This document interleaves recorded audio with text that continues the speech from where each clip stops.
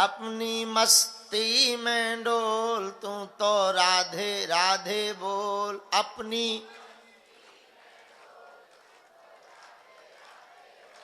तेरा कुछ न लगेगा मोल, राधे राधे बोल तेरा।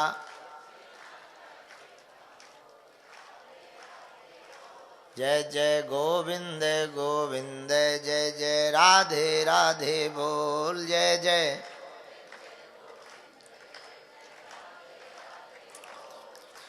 राधा राधा जिसने नाम लिया है, राधा राधा राधा जिसने नाम लिया है,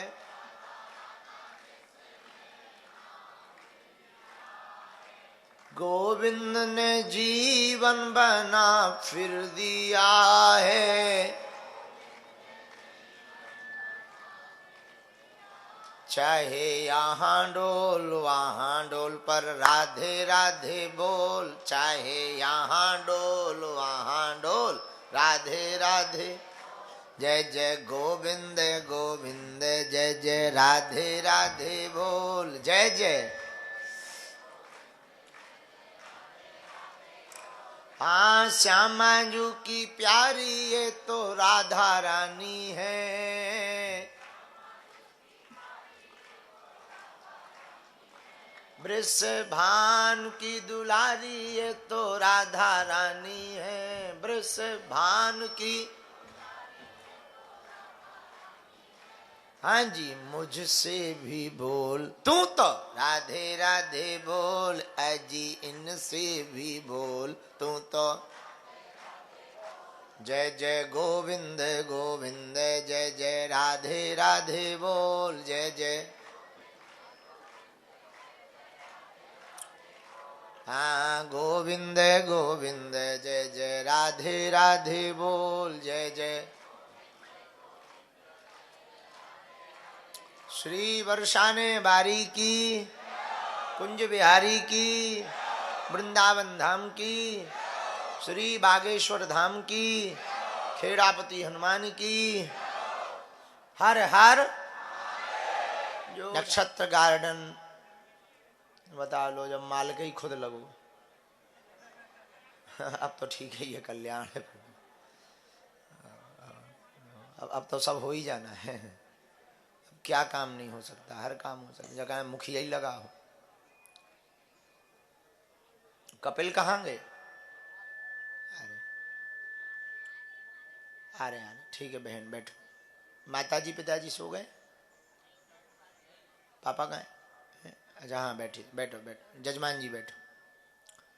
बहुत प्रसन्नता की बात है, हमारे अति प्रिय लाडले हनुमान जी के कृपा पात्र श्री कपिल गुप्ता जी और उनके पूजनीय पिताजी माताजी के द्वारा साप्ताहिक श्रीमद् भागवत कथा है भगवान शिव की नगरी शिवपुरी में हो रही है। और आज के बाद दरबार वाले दिन को छोड़कर बाकी प्रतिदिन रोज रात को हम प्रश्नोत्तरी की चर्चा करने की कोशिश करेंगे। बैठो। ठंड के कारण किसी दिन यदि नहीं होगी तो वो मना कर दिया जाएगा। बहुत प्रसन्नता की बात है कि कपिल ने अति पुरुषार्थ करके यह शुभ अवसर हम सबको दिया। एक बात हम कहना चाह रहे हैं, हम लोगों का मन बड़ा अजीब होता है। भजन करन में आलसी, भोजन में तैयार। भजन करन में आलसी, भोजन में तैयार। तुलसी ऐसे नर को बार बार धिक्कार। तो ये मन इतना चतुर है, इतना चतुर है। तुम रातों भर फिल्म दिखवाओ, आंखन को नींद नहीं आएगी। लेकिन कह दो बेटा रामायण पढ़ लो, ऐसी नींद आती है कि कुंभकर्ण के पड़ोसी हो। हाँ, उसके पीछे कारण क्या है? हम लोग मन की वृत्ति नहीं समझ पाते हैं, इसलिए कई कष्टों को, दुखों को आमंत्रण दे देते हैं, बुलावा। मन की वृत्ति क्या है? मन की वृत्ति है चंचल। कैसी है? बंदर की तरह चंचल। पर ये चंचलपन को खत्म नहीं किया जा सकता, लेकिन लगाम लगाया जा सकता। पूछो कैसे? How can possible? बोले पॉसिबल है। बोले हाँ है। बोले कैसे? एक राज्य का राजा बहुत बुद्धिमान था, तो उसने एक बकरी ली। बकरी, बकरी जानते हो? तुम कौन सा विदेशी हो कि नहीं जानते हो? एक बकरी ली और घोषणा की कि सुनो, जो हमारी बकरी को भरपेट भोजन करवाएगा उसको इनाम दिया जाएगा। तो गांव के बड़े बड़े चरवाहे, पाल, गडरिया गए, बकरी को दिन भर पत्ती खवाएं, बढ़िया हरी हरी पत्ती, इस टहनी की, उस टहनी की, इस पेड़ की, उस पेड़ की, जो जो मीठी लगती है बकरी को खवाई। शाम को लाएं तो राजा बोले हम भाई चेक करेंगे, ऐसे नहीं मानेंगे कि पेट भरा कि नहीं। और जैसे ही राजा हरी पत्ती की टहनी लावे तो बकरी की आदत है वो फिर खावे। तो राजा बोले लो फेल हो गए, पेट नहीं भरा है। एक दिन का टाइम है, भरपेट जो बकरी को लाएगा वही इनाम पाएगा। तो बहुत लोगों ने कोशिश की पर नहीं हुआ। आगे बैठो। तब जो है हमारे जैसा एक पागल आदमी राजा के पास गया और बोले राजन, हम तुम्हारी बकरी का पेट भर सकते हैं एक दिन में नहीं, 6 घंटा में। राजा बोले महाराज तुम महात्मा आदमी हो, झामा आमा पहने घूम रहे हो, खड़ाऊ बड़ाऊ पहने, कहाँ जंगल जाओगे बकरी को लेकर के? महात्मा आदमी भजन माला करो, तुम्हें क्या लेना देना? अरे साधु बोले लाओ। कैसे नहीं लेना देना? लो बकरी ले ली, ले गए दिन भर। महात्मा जी ने दिन भर खवाया नहीं बकरी को। वो जैसे ही पत्ती खाने जावे तो महात्मा दे फटकारे डंडा, दिन भर मार मार के कचूमर निकाल दिया बकरी का। एकदम पतली हो गई, पेट पिचक गया। शाम को महात्मा लेके आए राजा के पास, लो बकरी का पेट भर गया। राजा बोले रोज आती थी तो पेट फुला के आती थी, आज तो पिचक गया और तुम कह रहे हो कि पेट भर गया। बोले चेक कर लो। जैसे ही पत्ती राजा ने टहनी ली, हरी हरी पत्ती वाली, महात्मा सामने डंडा लेके ऐसे खड़े हो गए, खा बेटा। बकरी ने एक नजर पत्ती पे मारी, दूसरी नजर डंडे पे मारी, तो जैसे ही इस तरफ पत्ती थी इस तरफ मुंह कर लिया। राजा ने उस तरफ पत्ती की टहनी ले गए तो इस तरफ कर लिया। राजा का दिमाग खराब। बोले महाराज बड़े बड़े गडरिये पाल आए पर बकरी का पेट नहीं भर पाए, आपने ऐसा कौन सा मंत्र मारा जो पेट भर दिया? महात्मा बोले हमने इसको एक पत्ती का एक तिनका भी नहीं खवाया। बोले फिर ये मना क्यों कर रही है? बोले ये देख रहे हो बुद्धि नाम, ये बुद्धि प्रकाश है, बुद्धि प्रकाश है। बोले क्या डंडा? बोले हाँ, इसका नाम बुद्धि प्रकाश है। बोले बुद्धि? बोले इसको फटकारो बुद्धि खुलती है। तो बोले ये खाने जाती थी अपन फटकारते थे, तो इसको समझ में आ गया कि खाना नहीं है। बात समझ आई आपको? नहीं आई, शिवपुरी वाले हो ना। मन भी ऐसा ही है बकरी की तरह, जहां हरी पत्ती, हरी हरी कड़ी कड़ी नोट देखता है वहीं जाता है। उसी समय विवेक का डंडा मारना चाहिए कि यहाँ ना तेरा है ना मेरा है, यहाँ जो कुछ है सब उसका है। तब ये मन तुम्हारा चंचलपन कम करेगा। समझ गए? वरना ये वासना रुकती थोड़ी है। एक मकान जिनका बन गया वो दूसरे हवेली के चक्कर में रहते। जिनका इतना बड़ा नक्षत्र गार्डन है वो भी रुके थोड़ी होंगे, उनने भी खुद का मकान ठोक रखा होगा। अब उसके बाद भी मन थोड़ी मानता। चलो भाई यहाँ नक्षत्र गार्डन है बढ़िया शिवपुरी में। अब बोले क्या? बोले भोपाल में एक मैरिज हाउस छोटा सा हो जाए, आनंद आ जाएगा। है भगवान करे हमारे मुंह में घी शक्कर तुम्हारे बातें सफल हो गए। तो भगवान, एक बात समझो, परमात्मा हो, तुम सब भगवान हो, सुनो, ये मन चंचल है, इसको आप ऐसे लगाम नहीं लगा सकते हो कि बड़े बड़े मकान, बड़ी बड़ी गाड़ियां, वासना की पूर्ति कभी होती नहीं है। मन जाता ही रहता, एक मकान है तो दूसरा, दूसरा है तो तीसरा, एक फिल्म देख ली तो दूसरी फिल्म, एक हास्य की बात सुन ली तो दूसरी। अब आजकल तो ऐसा जमाना आ गया कि शादियां भी ट्रेंडिंग में है। बोले बोले अब बोले क्या, बोले उसको अंग्रेजी में क्या कहते हैं, प्रेम में रहने को क्या कहते हैं, जिसपे अभी बहुत विवाद हुआ था टीवी में, लव इन रिलेशन है। हाँ, लिव इन, हाँ हाँ, लिव इन रिलेशनशिप है। हाँ, बहुत बढ़िया अंग्रेजी। तो लिव इन रिलेशनशिप में रहने वाले लड़के, अब बताओ, हमने पूछा कि ये क्या है, बोले शादी ना बच्चा, बोले सब ऐसे ही है। अरे उनका हनुमान जी बचावे, बहुत अच्छी बात है, भगवान की बहुत दया भी है, तुम लोग बने रहो।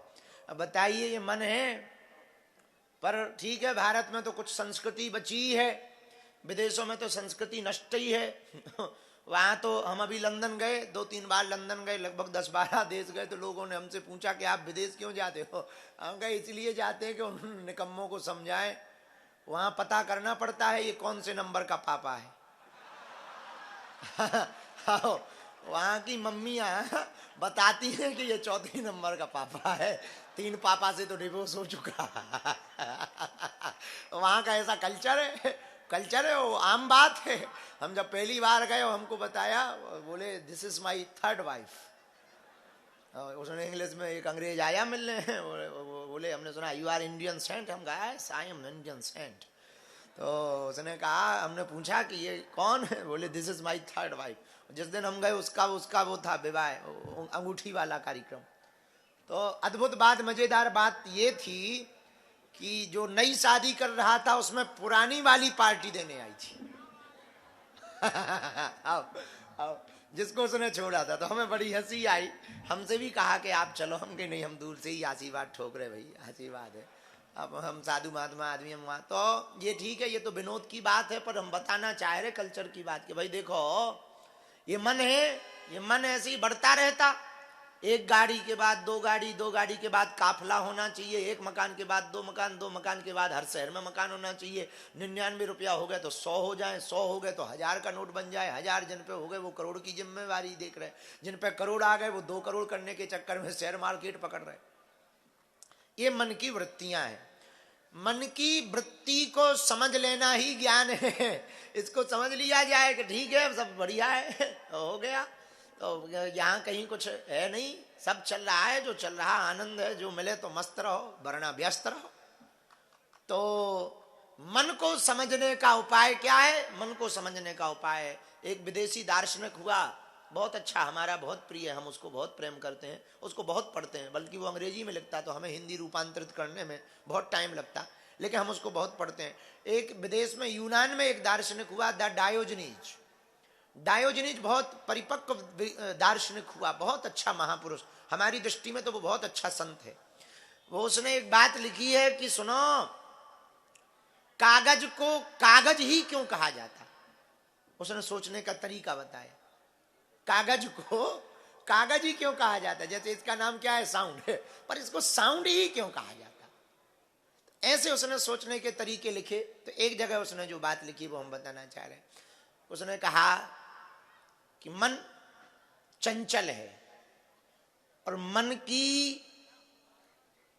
कोई नहीं कर सकता, खाज और मन समान है। उसने उपमा दी, खाज जानते, खुजली और मन दोनों मौसेरे भाई हैं। बोले क्यों? बोले खुजली भी जितनी खुजाओ उतना मजा आता है, और खुजली की अच्छी खुजली पीठ में हो रही हो और दाव लग जाए खुजाने का, और फिर कोई बात भी करे, अरे यार रुको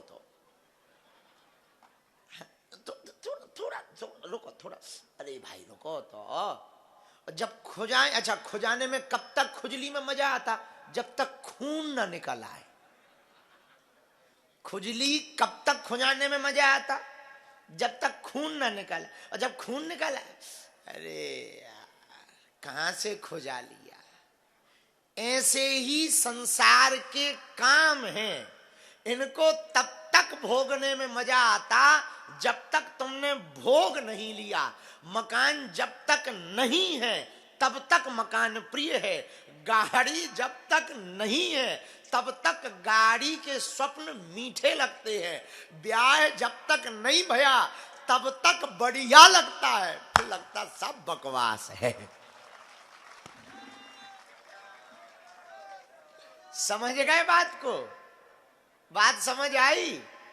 ये मन की वृत्ति है। किसकी वृत्ति है? जरा जोर से बोलो।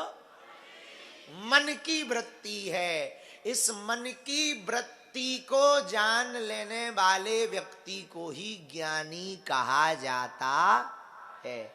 जिसे ये पता हो जाए।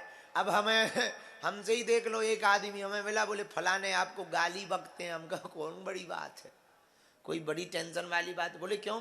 अरे हमका कोई माला पहनाता है, कोई गाली बकता है, जिसके पास जैसी श्रद्धा है वो हमें चढ़ा रहा है। अपनी अपनी श्रद्धा का कमाल है। तो कोई आता है कपड़ा चढ़ाता, कोई दक्षिणा चढ़ाता है, कोई फूल चढ़ाता, कोई नारियल चढ़ाता है, अब कोई गालियां ही चढ़ा रहा। तो हम भी इतने बड़े वाले गुरु हैं कि हम दूर से ही कह देते जिसने जो चढ़ाया उसको वही फल मिले। अब बताइए, जिन्होंने फूल फल माला दक्षिणा चढ़ाई उनको तो ठीक है, जिन्होंने गालियां चढ़ाई उन्हें फल में क्या मिलेगी? अब आप समझदार हो। तो ज्ञानी कौन है? जो अपने आप के बारे में जान ले वो है ज्ञानी। क्या है वो? और अपने आप के बारे में जानने के लिए मन की वृत्ति को समझना आवश्यक है। पूछो कैसे? आज हम जब गाड़ी में आ रहे थे तो दो महात्मा बैठे थे गाड़ी में, ग्वालियर वाले पूज्य छावनी वाले महाराज जी थे। हमने उनको कहा कि एक बच्चा दौड़ा दौड़ा आया, अरे गुरुजी रोको रोको, आशीर्वाद दे दो। तो हमने अपने ड्राइवर सारथी से कहा रोक दो, बेचारा भाग रहा है। तो गाड़ी रुकी, उसने पहले तो पांव परे। हमने कहा अच्छा आशीर्वाद है, हम चल रहे, हमको नक्षत्र गार्डन जाना। गुरुजी एक फोटो और। हमने कहा तुमने आशीर्वाद के लिए रोका था, आप जाना। गुरुजी हमने कहा कोई बात नहीं, ले लो। अब फोटो ली उधर ही। हम तो समझदार आदमी है, अपन तो होशियार है जन्मजात। तो हमारी नजर पड़ी मोबाइल पर, तो फोटो तो ली, सो तो ठीक है, वहीं उसने स्कैप करके वीडियो चालू कर लिया। तो हमने कहा कि ये क्या था? बोले रील बनाई है।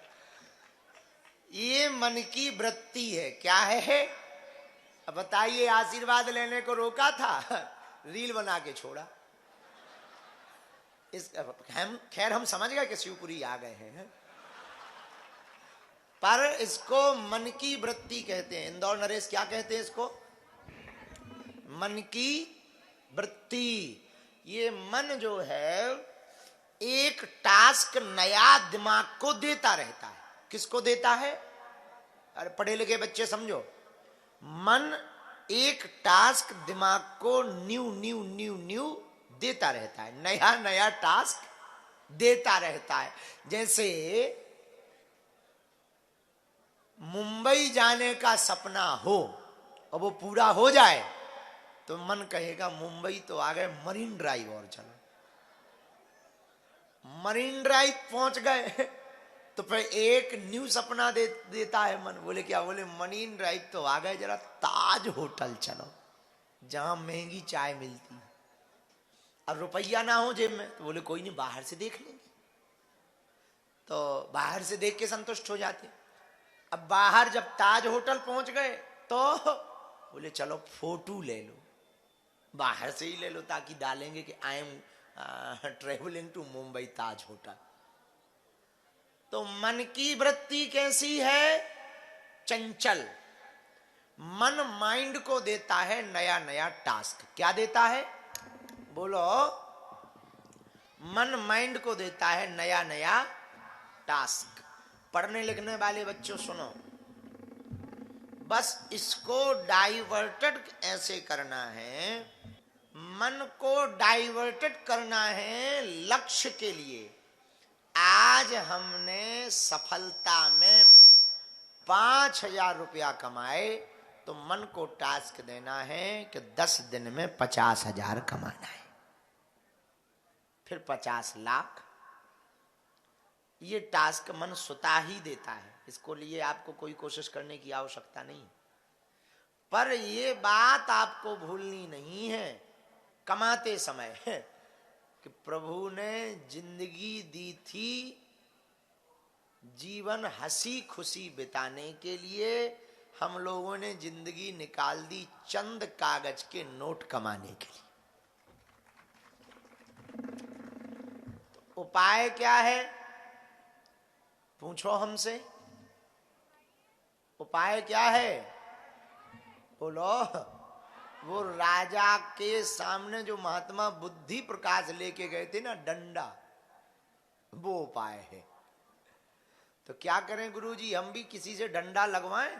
नहीं नहीं नहीं नहीं, बकरी को डंडा की आवश्यकता पड़ी, मन को गुरु की डांट की आवश्यकता पड़ती है। माता पिता की, बुरा ना मानना, कुछ बच्चे हम डांट देते हैं तो भग जाते, कुछ लोगों को हम डांट देते हैं तो वो खिसक लेते हैं जल्दी।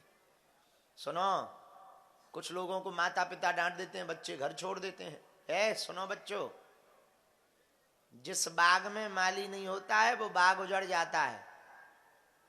जिन बच्चों की परवरिश माता पिता के यहाँ देख रेख में नहीं होती है, वो उन बच्चों का जीवन बिगड़ जाता है। तो रोकने टोकने वालों को तुम लोग दुश्मन की नजर से मत देखा करो, रोकने टोकने वाले तुम्हें बचाने के लिए डांटते हैं, समझ गए भाई? माली यदि बकरियों से अपने बाग को ना बचाए तो क्या होगा? बाग खल्लास हो जाएगा। हाँ जी या ना जी?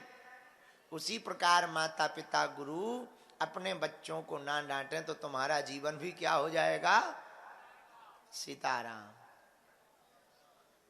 अंतिम बात, और हमारे गुरुजी कहते थे, दादाजी, माता पिता की डांट और गुरु की लात जिसने खाई उसका बेड़ा पार हो गया। इसका मतलब ये नहीं है कि कल ही तुम कोई ऐसा कांड करो कि हमें लात लगानी पड़े ना, ना। समझाइश वाली बात बता रहे हैं, समझाने वाली बात। तो माता पिता की डांट से बच्चों को सबक लेनी चाहिए, ना कि शिकायत। कुछ बच्चे माता पिता की डांट से बच्चों को दुश्मन की तरह देखते हैं। जितने छोटे बच्चे बैठे हैं सुन लो कान खोल के, माता पिता दुश्मन नहीं है, माता पिता तुम्हारा भला चाहते। तुम समय पे उठो, जल्दी उठो, पढ़ो, होमवर्क पूरा करो, अच्छे चलो, संगति में ना रहो, बात मानो, और तुम ठीक इसका उल्टा करना चाहते। क्या बनोगे? चपरासी बनोगे। और चपरासी भी आजकल कंपटीशन में है, वो भी चपरासी की नौकरी के लिए भी अब समझ जाओ क्या नहीं लगता है। हाँ, तो माता पिता की डांट और गुरु की डांट को शिक्षा की दृष्टि से देखना चाहिए। तो मन की वृत्ति है चंचल, चंचल मन को समझाने का उपाय है बुद्धि का प्रयोग करके मन की चंचलता को रोका जा सकता है। बुद्धि का प्रयोग कैसे किया जाए? बुद्धि का प्रयोग किया जाए आशय से। आशय क्या है? कि भाई मन कह रहा कि मंच पे चढ़ जाओ, पर मंच पे चढ़ने से फायदा क्या होगा? वाह, लोगों को हम दिखाई देंगे। शॉर्टकट रास्ता अपनाकर मंच पे चढ़ना मूर्खता है, योग्यता लाकर मंच पर चढ़ना समझदारी है। तो योग्यता क्या है?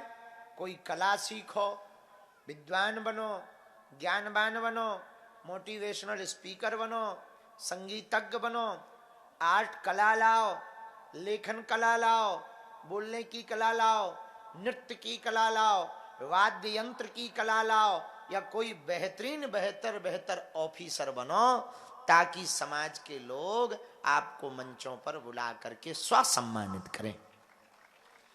और बेटियां और बेटा बहुत बैठे हैं। बेटा और बेटी वो महान नहीं है जो माता पिता के नाम से जाने जाएं कि ये फलाने की बेटी है या फलाने का बेटा है। बेटा और बेटी वो महान है जिनके नाम से माता पिता को जाना जाए। बात समझ आई बच्चों?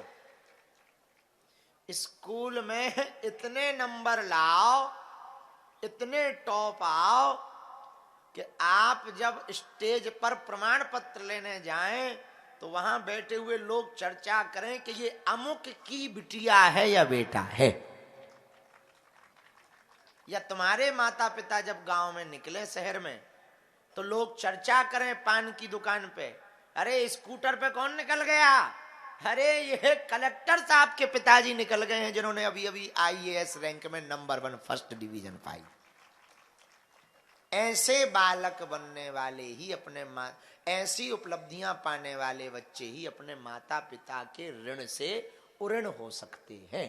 क्या हो सकते हैं? उऋण हो सकते हैं।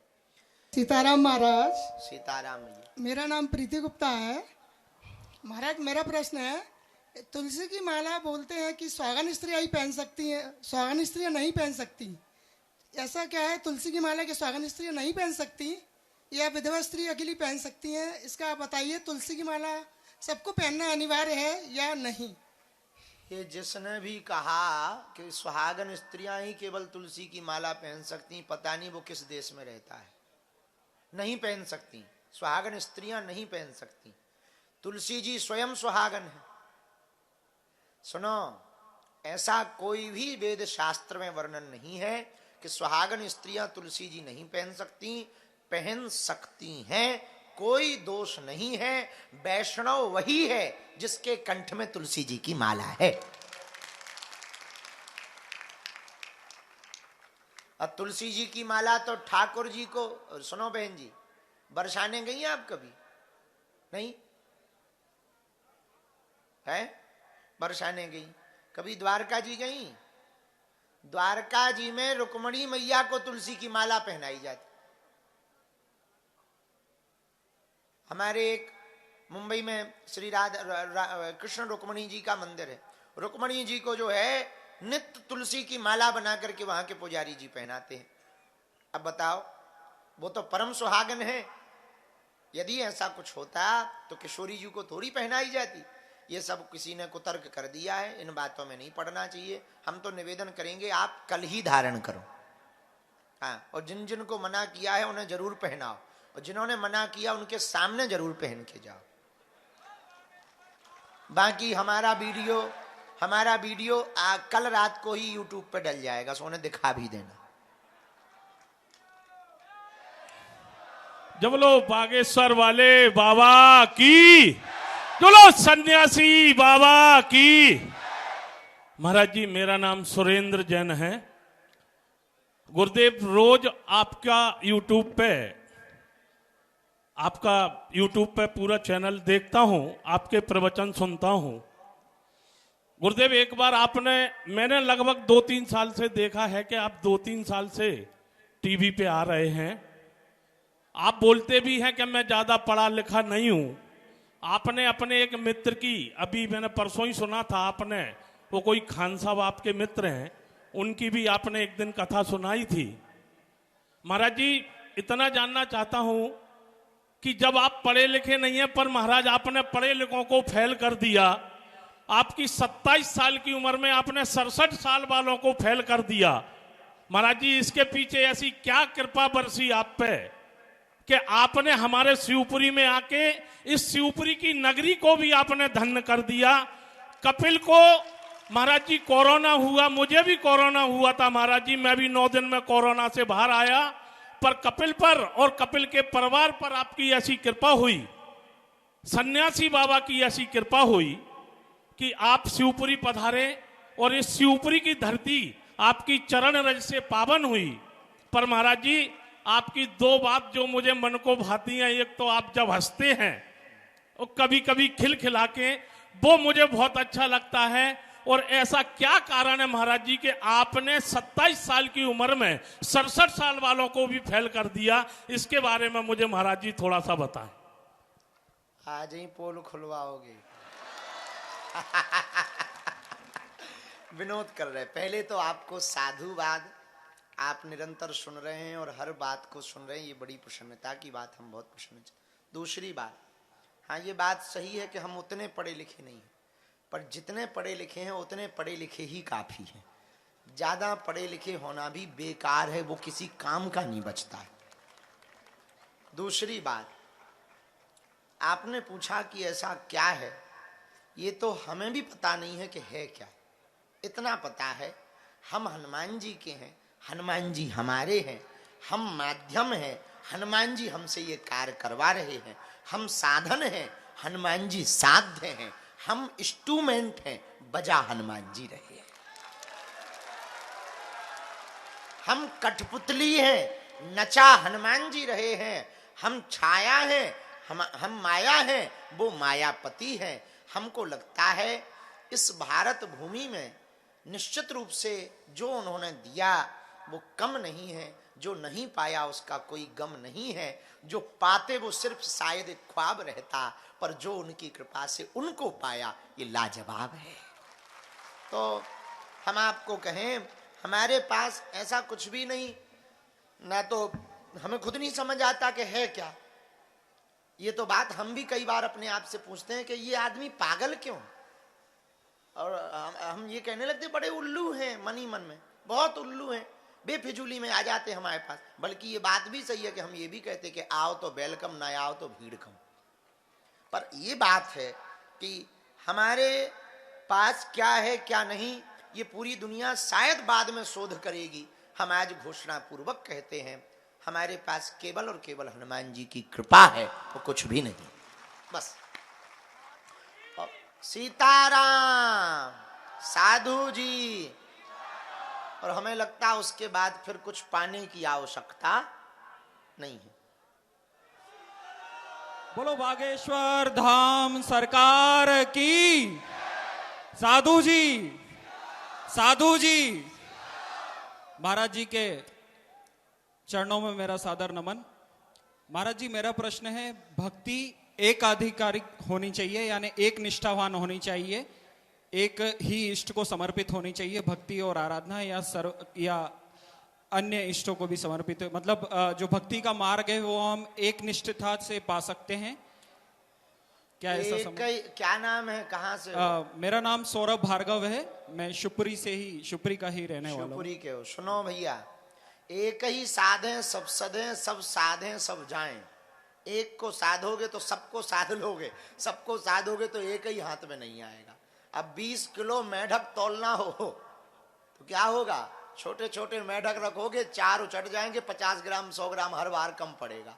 एक 20 किलो का मेढक धर दो, जी जी, साथ ही चारों पैर पकड़ लो जी, वजन भी हो जाएगा और परेशान भी कम होना। कितने राज्य हैं भारत में? 29। सभी राज्यों के मुख्यमंत्री को संभालते फिरो, एक तो सबका टाइम नहीं मिलेगा और सब संभालना बड़ा कठिन है। उपाय क्या है? प्रधानमंत्री को संभाल तो सबको संभाल लिया। बस उसी प्रकार भक्ति में सभी देवताओं की उपासना करो, सम्मान सबका करो, पर सबकी उपासना में अपने आराध्य के दर्शन करो। इससे तुम्हारी भक्ति भी दृढ़ होगी, निष्ठा भी दृढ़ होगी। और अच्छा बताओ, अब तुमको बागेश्वर जाना हो तो 4 रास्ते, एक रास्ता 10 किलोमीटर चलो, फिर बदलो 20 चलो, कितने दिन में पहुंचोगे? 4-6 साल में। पर एक ही रास्ता सीधी चलते जाओ तो शाम तक पहुंचे ही जाओ। समझ आ गई जी। ऐसे ही भक्ति है, भक्ति भी। साथ ही महाराज जी, अभी आपने जिक्र किया कि हर माता पिता चाहते हैं कि बच्चे उनका नाम करें। महाराज जी के संज्ञान में मैं लाना चाहूंगा, या तो मेरे पूर्वजों का प्रारब्ध था कि क्या था। महाराज जी, जब मैं अपने 2nd ईयर में था, मुझे देश के 29 युवाओं में चुना गया था जिनने समाज सेवा के क्षेत्र में विशेष उल्लेखनीय कार्य किया था, और तत्कालीन राष्ट्रपति महामहिम डॉक्टर प्रणब मुखर्जी द्वारा मुझे राष्ट्रपति भवन में सम्मानित किया गया था। और उस समय उस समय मेरे साथ मेरे पिता मौजूद थे और जब वो पुरस्कार दिया जा रहा था मेरे पिता उसी राष्ट्रपति भवन में मौजूद थे। और जैसे ही पुरस्कार प्राप्त करके मैं पिता से मिला तो पिता ने मुझे अपने आगोश में ले लिया और मेरे आगोश में सिर चूम कर बोला कि बेटा, कभी जीवन में नहीं सोचा था कि कभी राष्ट्रपति भवन देखने को भी मिलेगा। एक शिवपुरी जैसे शहर से आज उस राष्ट्रपति भवन में मेरे बेटे को सम्मानित किया गया। और जब महामहिम से मेरा परिचय हुआ तो वो इस तरह से हुआ कि ये हैं श्री पुरुषोत्तम भार्गव सौरभ भार्गव के पिताजी। आज बेटा तूने मुझे अमर कर दिया। बहुत बढ़िया। तो मैं यहाँ उपस्थित सभी जन सामान्य से एक ही निवेदन करना चाहूंगा कि समय कब परिवर्तन हो, कब हमारे हाथ में क्या रहे क्या ना चाहे। हर बच्चा चाहता है अपने माता पिता के लिए कुछ करना। मैं भी चाहता था अपने माता पिता को और भी खुशियां देना, लेकिन शायद ईश्वर को कुछ और ही मंजूर था और 2020 में वो मेरे पास हमारे बीच नहीं रहे। और लेकिन मुझे एक खुशी है, मेरे पास वो वीडियो है जब पिता की आंखों में आंसू हैं और बड़े गर्व से वो कह रहे हैं, जैसे हमारे माननीय प्रधानमंत्री कहते हैं 56 इंच का सीना। तो हाँ, उस समय जब मुझे पुरस्कृत किया जा रहा था मेरे पिता का वो 56 इंच का सीना था। और वो वीडियो आज भी मेरे पास मौजूद है, जिसको देखकर मैं काफी प्रोत्साहित होता हूँ। तो मैं पुनः आज इस मंच से समस्त समाज को धन्यवाद देना चाहता हूँ। साथ ही महाराज जी के श्री चरणों में मेरा पुनः बहुत बहुत आशीर्वाद। बहुत अच्छा, बहुत अच्छा, बहुत अच्छा। एक शिवपुरी में एक कार्य और चल रहा है, अपना घर करके जो अनाथ है उनको सनाथ बना रही है। हजारों लोगों को उन्होंने जो है विक्षिप्त लोगों को, मानसिक विक्षिप्त लोगों को ले जा करके समाज, कोई सरकारी बिना सहयोग लिए बिना समाज के साथ मिलकर के पूरी टीम ने समाज को सुधारने का प्रण लिया है। तो समाज से जो वंचित लोग हैं उन वंचितों को गले लगा करके उनकी सेवा कर रहे हैं। हम अपना घर की पूरी टीम को साधुवाद दे रहे हैं। बिटिया गुरुजी प्रणाम। खुश रहो। मेरा नाम शिवी है और मेरा प्रश्न ये है कि कभी कभी जीवन में आकस्मिक दुख आ जाते हैं और वो दुख मतलब असहनीय होते हैं, जो सहन भी नहीं होते हैं। और बहुत प्रार्थनाएं भी हम करते हैं लेकिन ईश्वर उनको स्वीकार नहीं करते। तो ईश्वर का इतनी असीम प्रार्थनाओं के बाद भी उनका स्वीकार ना करने का क्या कारण है? और अगर वो कारण मतलब वो स्वीकार नहीं कर रहे हैं तो हम धैर्य कैसे धारण करें उस टाइम पे? बहुत अच्छा प्रश्न है, ताली बजाओ। क्या नाम है? शिवी अवस्थी।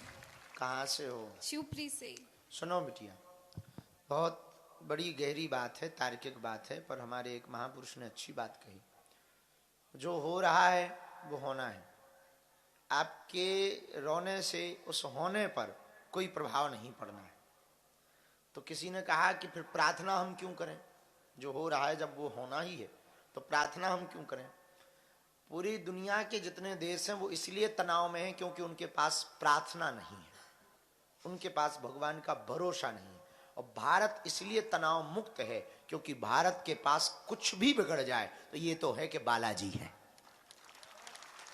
नंबर दूसरा कि परमात्मा आकस्मिक दुख क्यों देता? परमात्मा कोई दुख नहीं देता, ना परमात्मा इसका भागीदार है।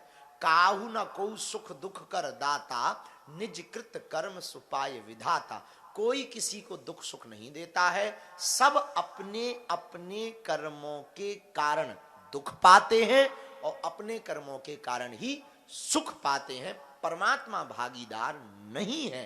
फिर प्रश्न उठता है कि हमारी प्रार्थनाएं सुनी क्यों नहीं जाती उस वक्त? बिल्कुल गलत है। प्रार्थनाएं तब सुनी जा सकती जब तीर निकले ना बाण से, छूट जाने के बाद वो कहीं ना कहीं तो जाकर के लगेगा। उस वक्त प्रार्थना काम नहीं करती। इसीलिए पहले ही यदि प्रार्थना करते रहे तो तीर नहीं छूटेगा।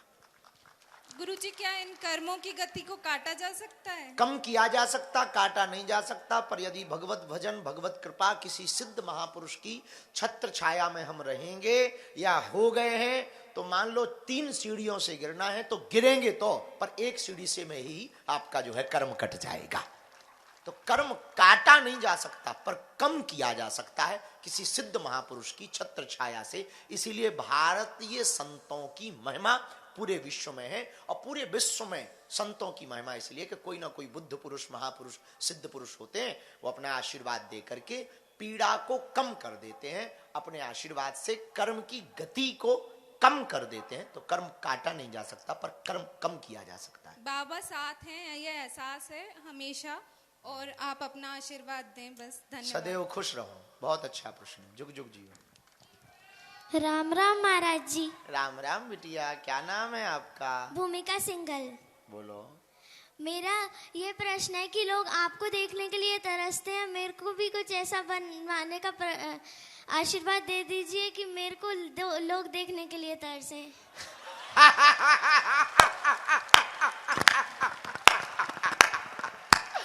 ये तो अरे वाह बेटा, शिवपुरी से हो क्या? ठीक है, बहुत बढ़िया, बहुत बढ़िया। भाई इस बच्ची के लिए एक पटकी और बालाजी का चित्र लाओ। ठीक है, ऊपर आओ बेटा। अब हम ये तो नहीं कह सकते कि लोग तुम्हें देखने को तरसे, पर सुनो, भूमिका, भूमिका बताए नाम, वही यहीं बैठ जाओ। सीताराम, बैठो। ऐसी पढ़ाई करो, ऐसा भजन करो कि आपकी उपलब्धि को देखकर इतने मोटिवेट हों लोग कि आपके पास आकर के अनुभव लें कि आपने ये सफलता कैसे पाई है। ठीक, तो आज से पढ़ने के हावर्स बढ़ाओ, घंटे बढ़ाओ, और भजन भी करो। कौन भगवान प्रिय लगते हैं? कृष्ण जी। तो राधे कृष्णा कृष्णा गाया करो, मंत्र कहा करो, श्री कृष्णाय वयम नमः, श्री कृष्णाय नमः, या हरे कृष्ण कृष्ण कृष्ण हरे हरे, हरे राम राम राम हरे हरे। तो ये तुम्हारे माइंड में कैसे आया कि गुरुजी को जैसे लोग देखने को तरसते, हमको भी तरसे?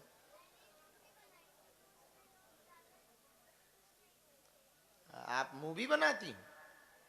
गजब। तो मूवी बनाई तो क्या हुआ? इनको माइक दो जरा। कौन सी मूवी बनाई जरा हमें पता लगे, ताकि लोग अब देखेंगे तुम्हारी मूवी को। हाँ, रिश्ते मूवी बनाई थी। हाँ, तो क्या हुआ? लोगों ने बहुत पसंद किया, पर लोग ऐसे नहीं आपकी तरह हुए। तुम्हें हमसे जलन हो रही है? नहीं, हम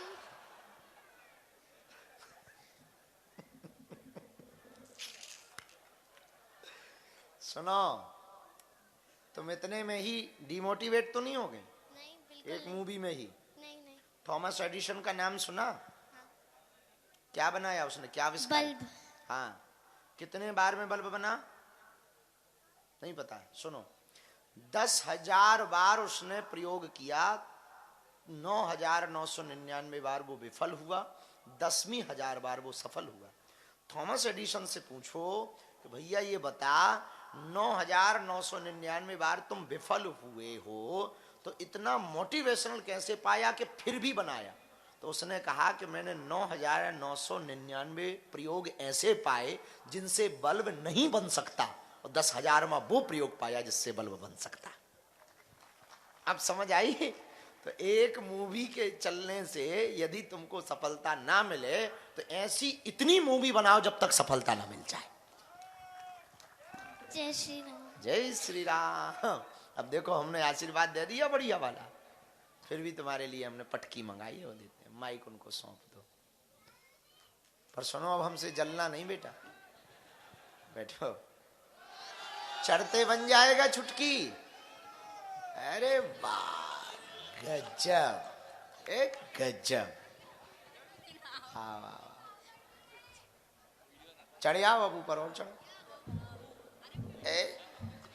गजब, वाह वाह। क्या है इसमें? इधर आओ, गद्दी संभालो बेटा, इधर आओ। खीर किसने बनाई है? बेटा, तुम कब से खीर बनाने लगी? ऐसे आओ जरा, बगल में आओ।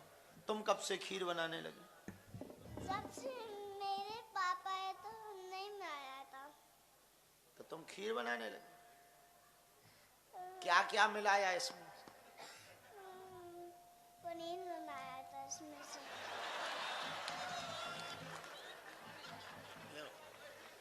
क्या नाम है? असीता व्यास।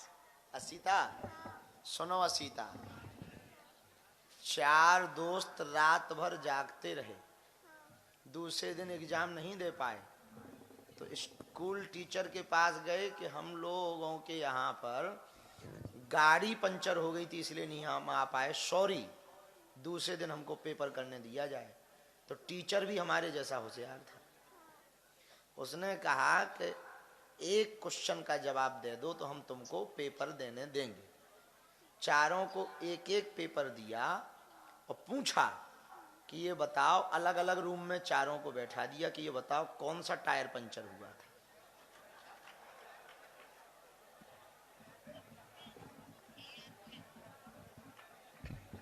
खीर में क्या क्या मिलाया बेटा? पनीर और वहाँ से सिग्नल मिलता है वही चलता है, उधर से हुआ कि उधर जाओ तो उधर ही जाऊंगा, पनीर अपने जाओ तो नहीं चलूंगा। और मैंने दाल उसमें सुनाया था।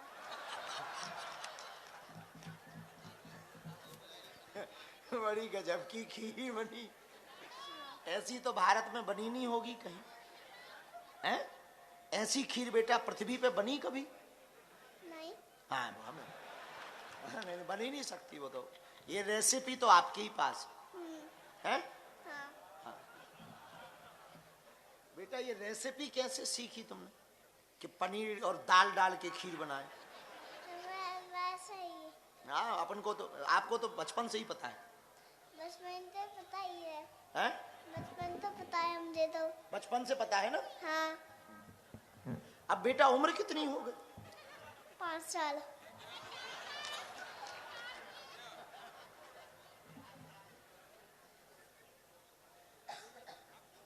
क्या बनना है बड़े होकर? पुलिस। बहुत बढ़िया, तो बन जाओ बेटा।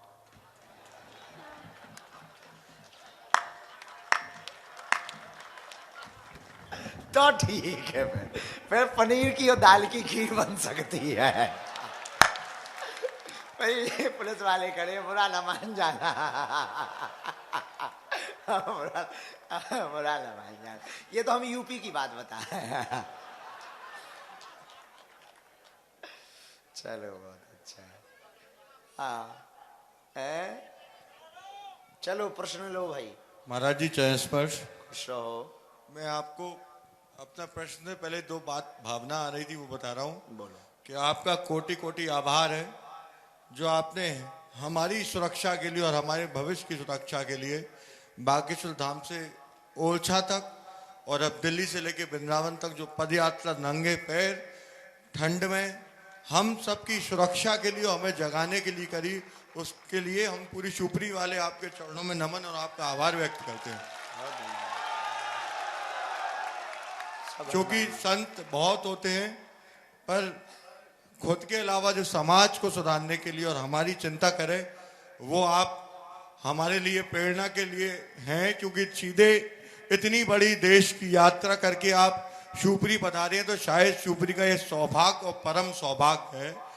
मेरा महाराज जी प्रश्न आपसे ये है, क्योंकि मैं युवा हूँ तो बोलने में डर भी रहा हूँ, पर आपके पिता के सामने अगर डरूंगा तो कोई औचित्य नहीं निकलेगा।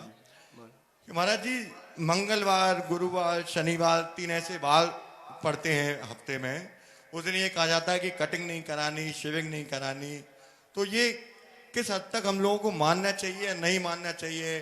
क्योंकि ऐसे कई बार मौके आते हैं कि हम लोगों को कटिंग और शेविंग उस दिन नहीं करा पाते हैं।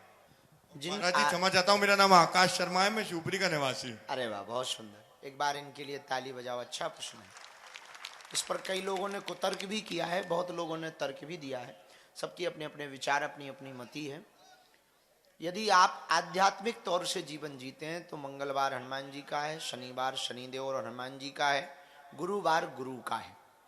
इन दिनों में क्षौर कर्म कराने से और होता ज्यादा कुछ भी नहीं है, पाप आप कुछ भी नहीं पड़ता है, लेकिन ग्रह दशा स्थिति में प्रभाव पड़ता है और अपने आराध्य के प्रति जो समर्पण होना चाहिए वो समर्पण नहीं रहता है, उस समर्पण पर कहीं ना कहीं किंचित मात्र मन में भावना आती है। अपने आराध्य के लिए कोई संकल्प ऐसा होना चाहिए कि आज मंगलवार है, हनुमान जी का दिन है, तो हम ऐसा नहीं करेंगे। उस संकल्प को पूर्ण करने, प्रण बनाए रखने के लिए ऐसे संकल्प लिए जाते हैं। पर नंबर 2 पर आप कोई भी ऐसा नहीं मानते, कुछ भी नहीं मानते, अध्यात्म को नहीं मानते, तो दूसरे नंबर पर यह है कि कटिंग कराने से, क्षौर कर्म कराने से, सेवन कराने से कोई दोष नहीं है। लेकिन यदि आप ग्रहों पर भरोसा करते हैं तो मंगलवार को आप क्षौर कर्म कराएंगे तो ग्रह दशा स्थिति में दिक्कत जाएगी, शनिवार को भी क्षौर कर्म में ग्रह स्थिति में दिक्कत जाएगी, रविवार को ज्यादातर लोग करवाते हैं, वो सूर्य का दिन है, उस दिन भी दिक्कत जाएगी। एक दिवस हमको बताया गया महापुरुषों ने, सोमवार के दिन क्षौर कर्म कराना चाहिए यदि आप मानते हैं तो। पर यदि बहुत ऐसे कोई कार्य हैं, आप व्यस्त हैं, समाज के लिए जी रहे हैं, तो आप ये 3 दिन तो बचा करके रखें, क्योंकि ये हमारे आराध्य के लिए समर्पित दिन है। गुरुवार गुरु के लिए, शनिवार मंगलवार हनुमान जी के लिए। तो इन दिनों में जो आराध्य के लिए समर्पित हैं, इन दिनों में हम क्षौर कर्म नहीं कराएंगे। इन दिनों में हम अपनी दृढ़ भरोसे संकल्प को और मजबूत करने के लिए प्रण लेंगे। व्रत क्या है? यही तो व्रत है। लोग कहते हैं कि जब हमने व्रत ले लिया, काहे का? बोले जब तक गुरुजी मिलेंगे नहीं तब तक हम जो है बाल नहीं काटेंगे, ये व्रत है हमारा।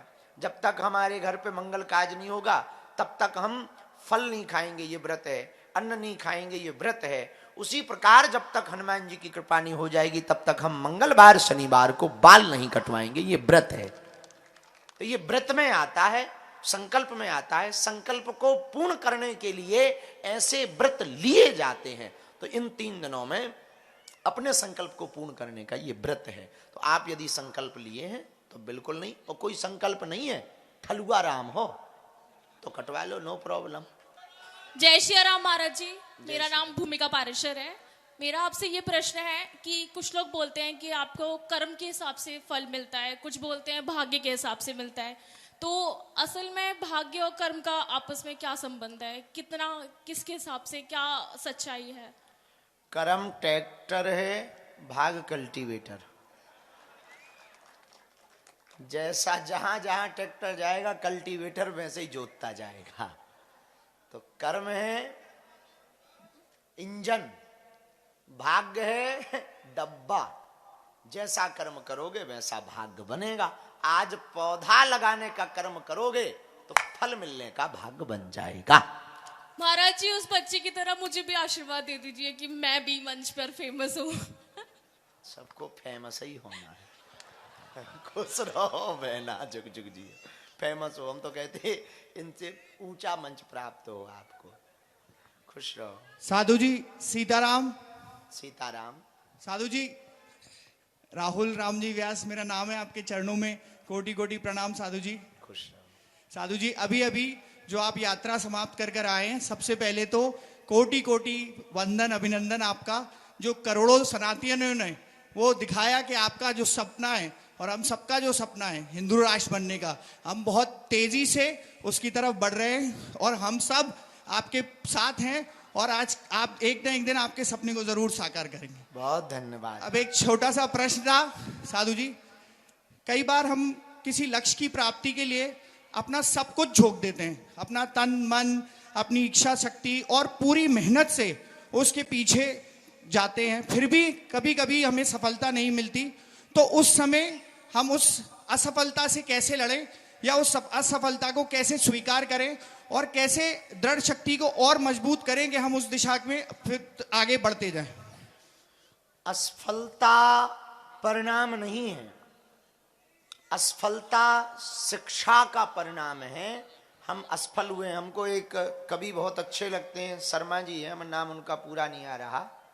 वो एक बहुत अच्छी बात कहते थे कि यदि हम स्कूल में फेल हो गए, तो कोई स्कूल में बच्चे फेल हो जाएं तो उन्हें डांटो मत, क्योंकि वो केवल उन्होंने साल फेल हुआ है, जीवन थोड़ी फेल हुआ है। उसी प्रकार यदि असफलता प्राप्त हो जाए तो उस समय ये विचार करना चाहिए कि एक तरीका फेल हुआ है जिसमें हम सफल नहीं हुए हैं। सभी तरीके थोड़ी फैल हुए हैं सफल ना होने के। जी साधु जी, बहुत बहुत धन्यवाद, आपका आशीर्वाद सदा बना रहे।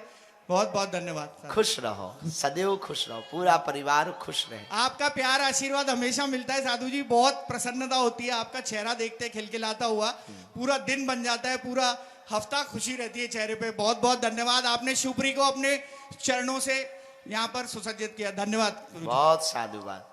शिवपुरी तो अब हम आते रहेंगे, हमको बहुत अच्छा लगा। और तुम लोग कथा में भी जाया करो। एक बात हम शिवपुरी और पूरे भारत से कहना चाह रहे, हम हिंदू धर्म सनातन धर्म के लिए हम लोग मिलकर, आप लोग मिलकर जो कर रहे हैं, एक और कार्य करना चाहिए। हम तो कर ही रहे, आप भी करना। यदि हम हिंदू धर्म के लिए लड़ ना पाए, आगे बढ़ ना पाए, तो जो लड़ रहा है उसके साथ खड़े जरूर हो जाएं, ताकि विरोधियों को ताकत दिखाई दे कि संख्या भारी है।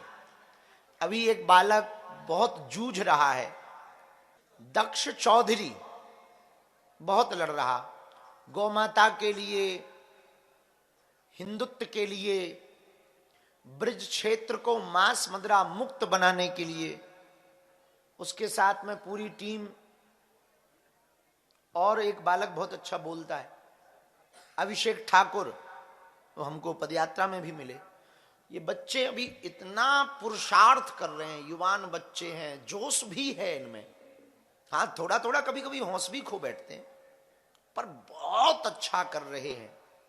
हम पूरे भारतवर्ष को 25 तारीख नवंबर 2025, 25 नवंबर 2025 को एक बात घोषणा पूर्वक कहना चाह रहे संपूर्ण बागेश्वर धाम के लोगों से और पूरे भारतवर्ष से जो जो हमारी वीडियो को सुने, आप यदि हिंदुत्व के लिए लड़ नहीं सकते तो जो लड़ रहे हो उनके साथ खड़े हो जाइए।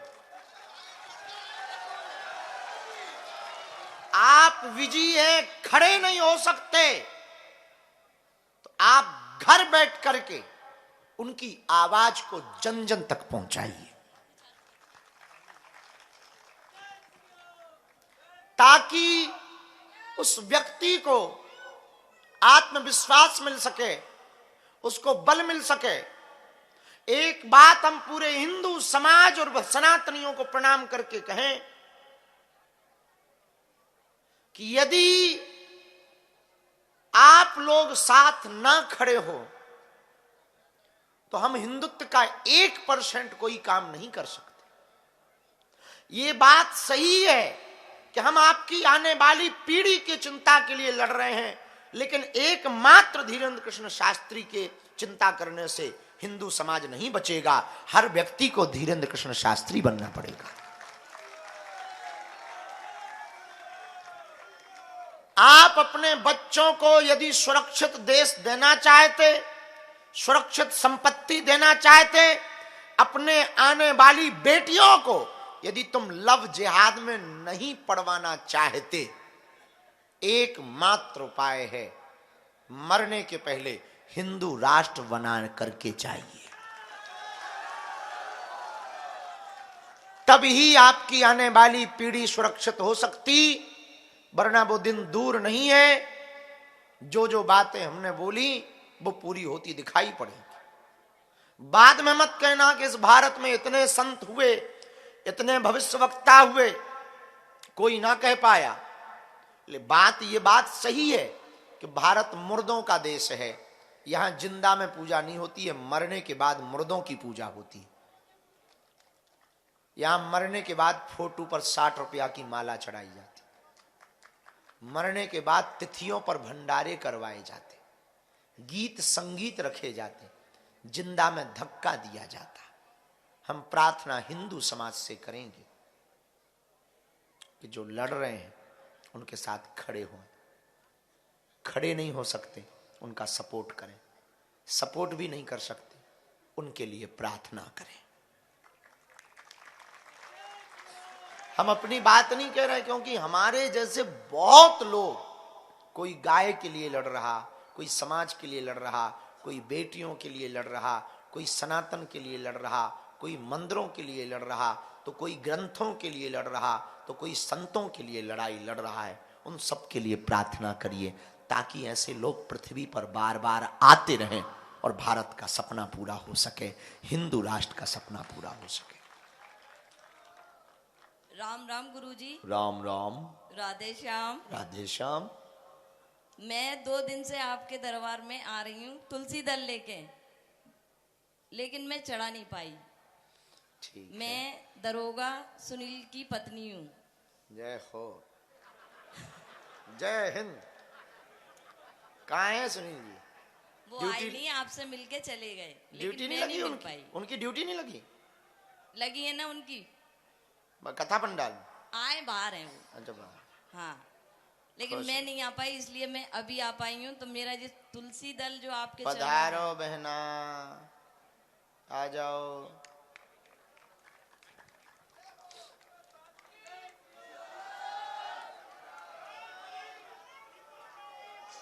सीताराम। हेलो सीताराम। सीताराम बेटा, आ जाने दो, आ जाने दो, आ जाने। आ जाओ बहन। पटकी कहाँ है भैया? अभी तक नहीं आए? ले आओ। भगवान कैसे मिलते हैं बेटा? भगवान कैसे मिलते? भगवान भक्ति से। कोई नहीं। भक्ति कैसी होती है? छोड़, सदा सुखी रहो। हमारी बाधाएं दोनों भगवान कृपा करें। लो हनुमान जी कृपा करें पूरे परिवार। हाँ बोलो बेटा, क्या कहा तुमने? अब भक्ति कैसे कर? कैसे मिलते? खुश रहो, जय जय हो, जय। हमने बता तो दिया भाई, भगवान भक्ति से मिलते। हाँ, अब तुम पूछोगी भक्ति कैसे कर? भक्ति कैसे होती है? भक्ति भगवान को याद करने से होती है। अब पूछो भगवान याद कैसे होते हैं? भगवान प्रेम करने से। अब पूछो बेटा भगवान से प्रेम कैसे होता है? उनकी हाँ प्रेम बेटा भगवान की चर्चाएं, भगवान की लीलाएं, भगवान की कथा सुनने से होती हैं। हाँ, होता है। कथा सुनने से होती। कथा कैसे सुनते? बेटा पंडाल में जाने से सुनते। अब पूछो पंडाल कैसे जाते हैं? गाड़ी से।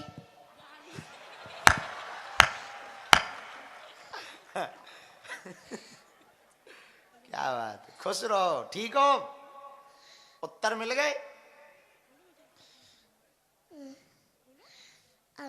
अब बेटा माइक छोड़ दो, खुश रहो।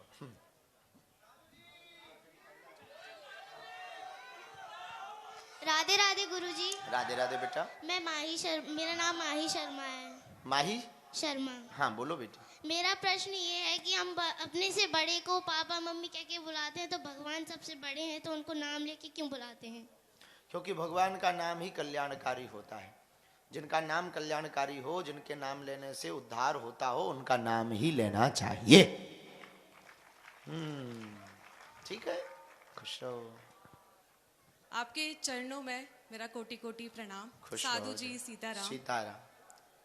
सबसे पहले तो मैं शिवपुरी वासियों की तरफ से एक प्रश्न पूछना चाहती हूँ कि आपको शिवपुरी के पागल कैसे लगे, और मैं इसके अलावा ये पूछना चाहती हूँ कि महाराज, मैं एक ऐसी लड़की हूँ जिसके सपने हैं, जिसने अपनी जॉब छोड़ दी है और अब मैं इंस्टाग्राम पे वीडियोस बनाती हूँ। मुझे स्टेज बहुत पसंद है, मंच बहुत ज़्यादा पसंद है। तो मैं शेरो शायरी करती हूँ, पोइट्री करती हूँ, स्टोरी टेलिंग करती हूँ। सुनाती हूँ। 2 लाइन्स सुनाती हूँ कि बेजुबान नहीं हूँ आवाज़ है मेरी, बेजुबान नहीं हूँ आवाज़ है मेरी, क्या तुम सुनोगे? बेजुबान नहीं हूँ, आवाज है मेरी, क्या तुम सुनोगे? फरिश्ता नहीं हूँ, ना हूँ कोई परी, फरिश्ता नहीं हूँ, ना हूँ कोई परी, फुर्सत हूँ, क्या साथ बैठोगे? फुर्सत हूँ, क्या साथ बैठोगे? और इसके अलावा महाराज मैं चाहती हूँ कि आपके चरणों की रजधूल मुझे मिल जाए और मेरे भी सितारे बुलंद हो जाएं, मेरे भी पतंग आसमान को छू जाए।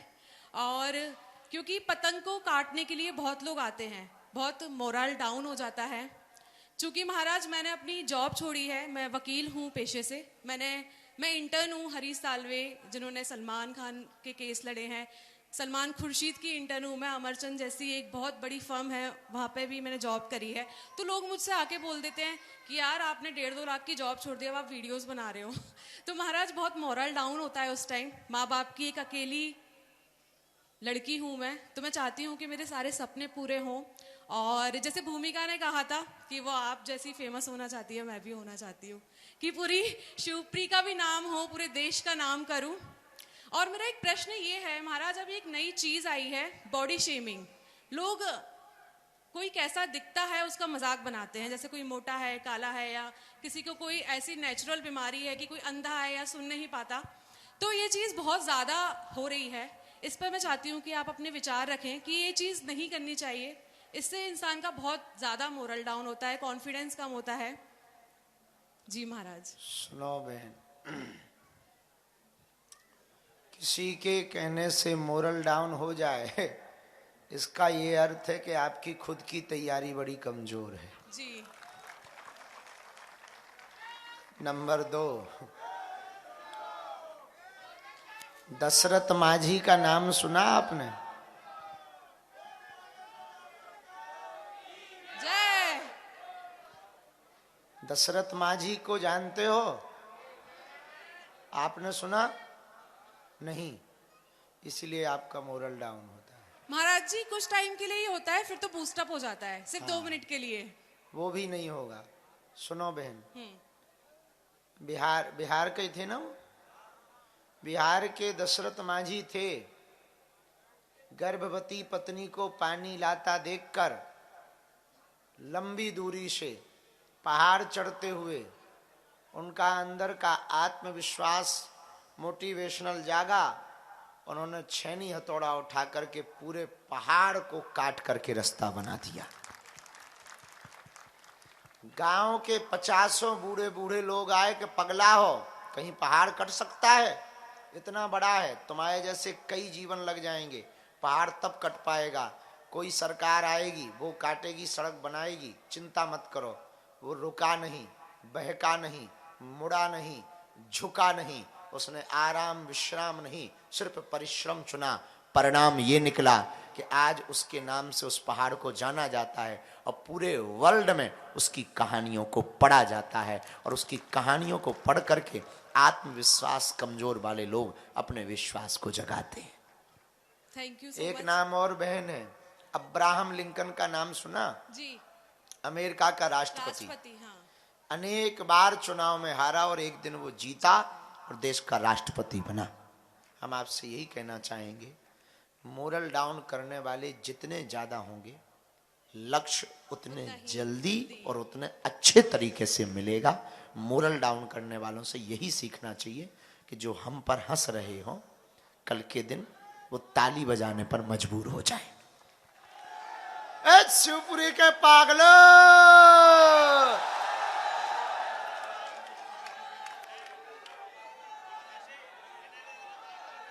अच्छा ये पक्का है कि थोड़ी देर में मंच गिरेगा।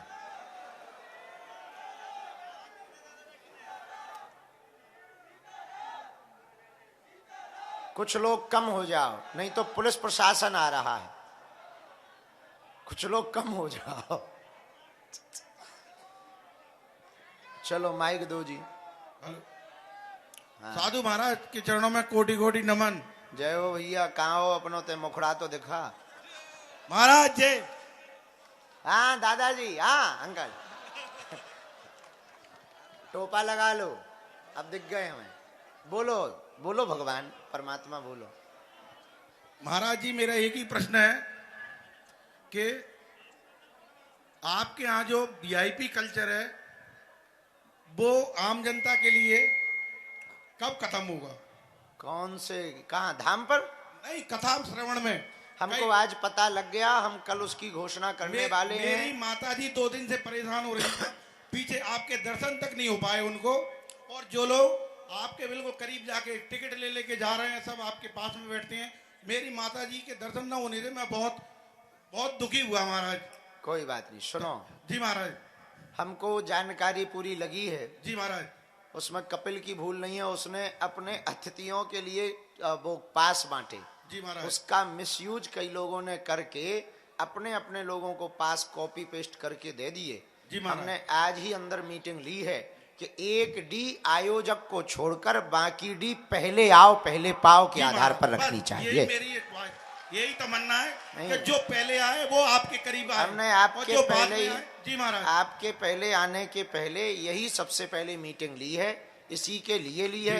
एक और कमी सुनो जी। पत्रकार दीघा में जी इतनी जनता बैठ जाती कि पता ही नहीं लगता कि पत्रकार कौन है। जी जी। तो हमने ये दोनों कमियां लिखी हैं, दोनों आके हमने मीटिंग ली है।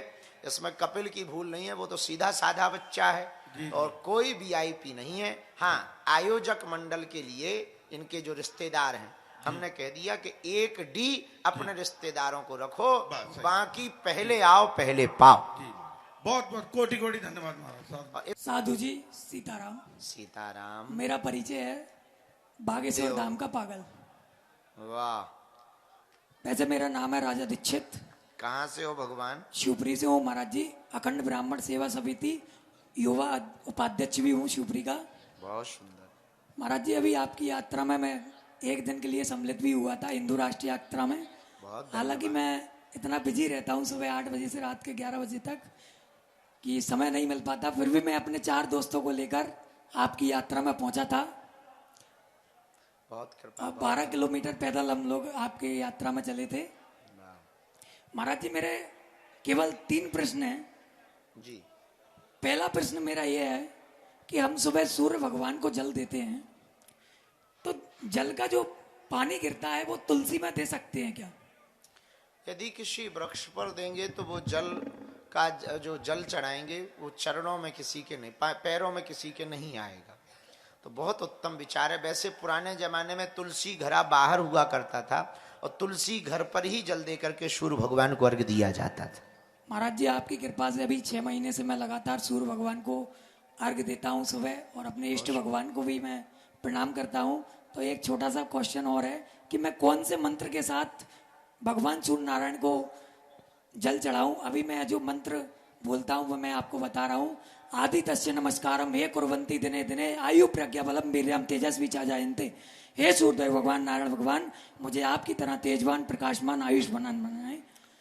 महाराज जी अगर बहुत सुंदर है, आप कोई मुझे मंत्र देंगे तो मैं उसका बिल्कुल अवश्य। सुनो, आयु विद्या प्रदान करने वाले, निरोगी काया देने वाले प्रत्यक्ष देव पृथ्वी पर सूर्य नारायण ही है। हनुमान जी के गुरु जी भी सूर्य नारायण हैं। ये श्लोक तो आप बोलते ही हो। 2-3 बातें, ये 2-3 मंत्र जोड़ दीजिए। ओम दिवाकराय नमः, ओम सूर्याय नमः, ओम भास्कराय नमः, ओम रजसे नमः, ओम तमसे नमः, ओम खेचराय नमः। इन मंत्रों से भी यदि आप देने लगेंगे तो प्रबल हो जाएगा, आध्यात्मिक हो जाएगा। आध्यात्मिक तो अभी भी है और प्रबलता आ जाएगी और आप सूर्य के तेज को ग्रहण कर पाएंगे। सूर्य भगवान बुद्धि के दाता हैं, बुद्धि प्रज्ञ होगी, मन स्थिर होगा और एकाग्रता बढ़ेगी। एकाग्रता से लक्ष्य की प्राप्ति शीघ्र होगी। थैंक यू महाराज जी। महाराज जी एक छोटा सा मैं इन सभी लोगों के लिए कुछ कहना चाह रहा था कि मैं महाराज जी को किस रूप में देखता हूं। मैं आपको बताना चाहूंगा कि जिस तरह पृथ्वी पर श्री राम भगवान ने जन्म लिया मनुष्य के जीवन में और अपनी लीलाएं की, और उन लीलाओं को आज हम देखते हैं, सुनते हैं और उन्हीं के पथ पर चलने की कोशिश करते हैं, उसी तरह मैं अपने महाराज धीरेन्द्र शास्त्री जी को जो रूप में देखता हूं उसका थोड़ा सा शब्दों में बयां करना चाहूंगा कि मैं महाराज जी को हनुमान जी के रूप में देखता हूं कि पृथ्वी पर फिर से धीरेन्द्र शास्त्री जी के रूप में हनुमान जी ने अवतार लिया है और उनकी लीलाएं हमको देखने को मिल रही है। जिस तरह हम अपने पूर्वजों से कथाएं सुनते हैं कि हमारे पूर्वजन बताते हैं कि सेना में हमारे दादा थे, दादी थी, और उनसे पहले वो बताते थे कि वो रामायण के महाभारत में हम थे और वो थे। इसी तरह हमारे भी बच्चे बताएंगे कि सनातन हिंदू राष्ट्र पद यात्रा में हमारे पिताजी भी सम्मिलित हुए। इस तरह की भावनाएं हम लोग भी अपने बच्चों को बता पाएंगे। ऐसा भाव मैं श्री धीरेन्द्र शास्त्री जी के स्वरूप में देखता हूं। साधु जी, साधु जी, इनकी बात पर हम एक बात कहना चाह रहे, इनकी ये निजी आस्था है। हम तो बहुत ही साधारण से मनुष्य हैं, हमारी निजी कोई पात्रता नहीं है। हाँ, हनुमान जी के चाकर हैं चरणों के, छोटे मोटे, ये बात सही है। बाकी हनुमान जी जाने, पर इनका भाव प्रबल है और इनकी श्रद्धा प्रबल है। किसी की भाव और भावना को ठेस नहीं पहुंचाया जा सकता है। तो हम यही कहेंगे कि इनकी निजी दृष्टि है हमें देखने की। आप लोग हमको उल्लू की तरह ही देखना। और भैया एक आध जने और ले लो, फिर ठंड बहुत बढ़ गई है। साधु जी, सीताराम, चिंता है किस बात की? जय बागेश्वर धाम की। क्या बात है? जय हो महाराज जी, मेरे पतिदेव आपको ही मानते हैं, आपकी पूजा करते हैं घर में, और उनके साथ जो भी रहते हैं उनको देख के सब टीका लगाने लगे। वाह, बस आपका आशीर्वाद चाहिए उन्हें। पूरा परिवार खुश रहे और आपके पूरे परिवार के माथ पर बजरंग बली का हाथ रखा रहे। उनका कोई भी नहीं है, बस आपके अलावा आपको ही मानते हैं। कहाँ है? यहीं पे है। हैं? कहाँ है? सीताराम गुरुजी। आजा चेला है तेरा। दोनों हाथ जोड़ो सभी लोग। जय सीताराम बाबू। जय सीताराम। इधर आजा, इधर आजा भैया, मंच पे आ जाते चेला, मंच पे आजा। आ जाने देना उन्हें। सब लोग दोनों हाथ जोड़ो। ओम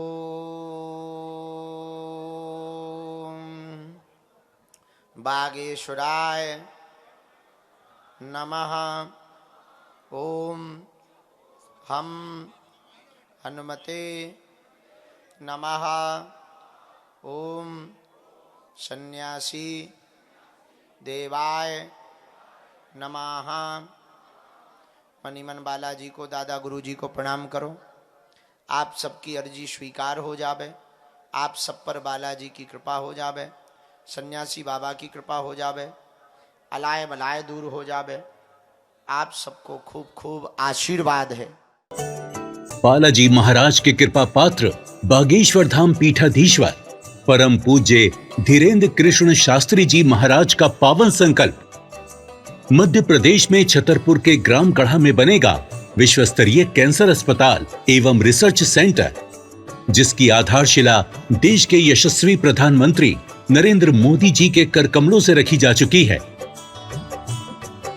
200 करोड़ रुपए की लागत वाले 100 बेड के इस अस्पताल में गरीबों का होगा मुफ्त इलाज।